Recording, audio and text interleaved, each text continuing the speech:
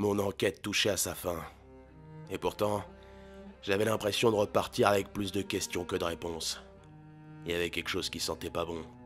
Et c'était pas simplement parce que j'avais pas lavé ce t-shirt depuis 15 jours. Non. On m'attaquait de toutes parts. Mais il y avait une personne qui était plus virulente que les autres. Au départ, elle m'avait accusé de me battre aux côtés du Rassemblement National parce que je faisais ces vidéos. Et puis après, elle m'a dit que je m'attaquais à des honnêtes gens et que ça devait me changer des intellos bobos des salons parisiens. Putain, je suis d'extrême droite ou je suis un bobo parisien? Faudrait savoir, merde! J'ai décidé d'en savoir plus. Et là, Facebook m'a appris que cette personne s'appelait Adeline Percept. Percept. Ce nom me dit quelque chose. Attendez, serait-ce possible que... Mais oui! Adeline Percept n'était autre que la fille de Monique Percept, la mère de Saint-Simeux. Putain, j'avais pas le cul sorti des ronces.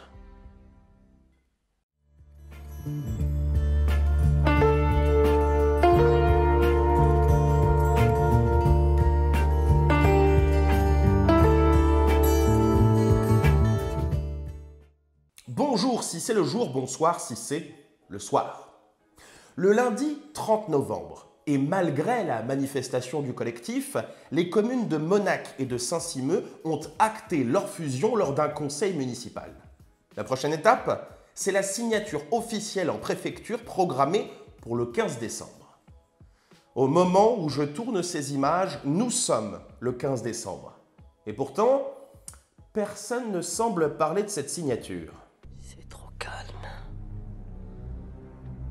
J'aime pas trop beaucoup ça. Et pour cause. En fouillant dans le recueil des actes administratifs de la préfecture de Charente, j'ai fait une découverte pour le moins étrange. Ah! Ça, mesdames et messieurs, c'est un document officiel signé de la main de Chantal Guelot. Alors que voilà la sous-préfète. Arrêtez, j'en suis fini. Si le contenu de ce texte nous intéresse peu, il y a une phrase qui va être capitale. Je cite. Vu l'arrêté préfectoral du 3 décembre 2020 portant création, à compter du 1er janvier 2021, de la commune nouvelle Monac-Saint-Simeux issue de la fusion des communes de Monac et de Saint-Simeux. Cela veut dire que l'officialisation de la fusion n'a pas eu lieu le 15 décembre, mais bien le 3 décembre, soit 3 jours à peine après la manifestation. Et ça, bien évidemment, Monique Percept et Virginie Payette-Rivière se sont bien cachées de le dire. Quelle indignité. Alors vous allez me dire, mais pourquoi ? Pourquoi aller aussi vite dans cette fusion alors qu'une partie non négligeable de la population a envie de prendre son temps pour le faire? Pourquoi? L'argument principal des équipes municipales, c'est de dire que cette fusion rapide permettrait de sauver les écoles de Monac et de Saint-Simeux. Et je dois vous le dire, les écoles, c'est un sujet dont je suis assez proche physiquement. La sexualité d'un gosse, c'est absolument fantastique. Non, pas du tout. Ah non, pas du tout. Ça, c'est la cour de mes parents. Et ça, c'est la cour de l'école de Monac. Croyez-le ou non, mais à l'époque, j'arrivais quand même à être en retard. Quelle indignité. Mais aujourd'hui, ces écoles sont menacées de fermeture pour cause d'enfants. Et il est vrai qu'à Monac, depuis que la petite Huguette est ménopausée, le taux de natalité est en chute libre. Déjà que ces derniers enfants, c'était pas... Et dans un petit village, avoir une école, c'est vital. Ça permet de continuer à attirer des nouvelles familles, ça permet de continuer à faire vivre la commune. Parce qu'il faut savoir qu'à Monac, il n'y a plus de commerce.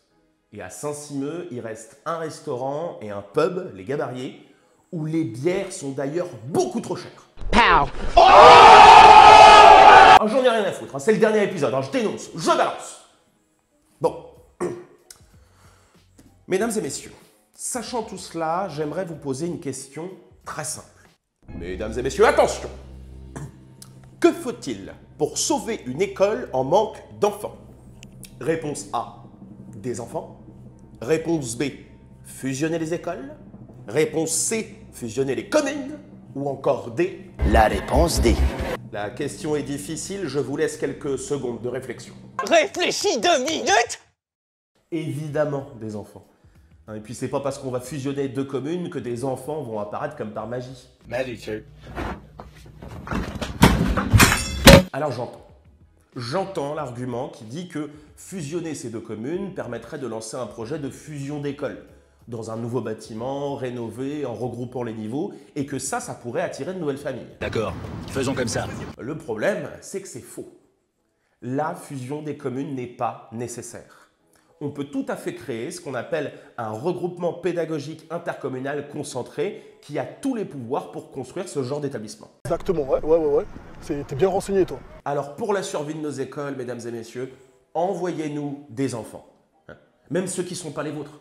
Des petits, des grands, des moches, même ceux qui font caca par terre ou ceux qui crient tout le temps. Alors pour finir, je dirais que contrairement à ce que certains pensent, je ne suis pas opposé à cette fusion. Je veux dire, je ne suis pas contre un peu de modernité.